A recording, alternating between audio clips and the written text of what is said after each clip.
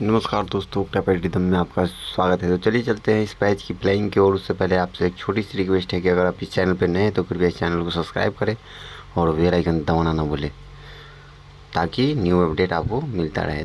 तो आइए चलते हैं इस पैच की प्लेइंग की ओर। तो पहले प्ले करके देखेंगे, उसके बाद प्लेइंग सीखेंगे और उसके बाद एडिटिंग भी देखेंगे ऑक्टापैड के स्क्रीन पर। तो वीडियो में बने रहे, बिल्कुल स्किप ना करें।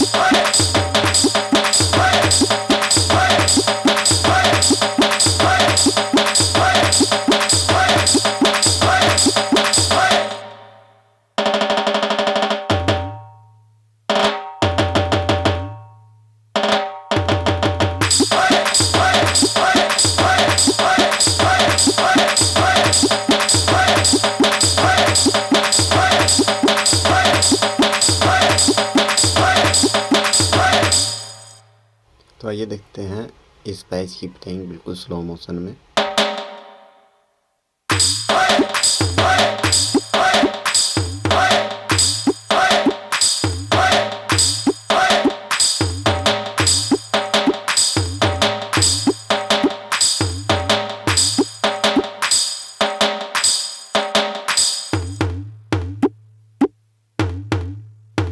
तो आइए अब एडिटिंग देखते हैं और चलते हैं ऑक्टापैड के स्क्रीन पे।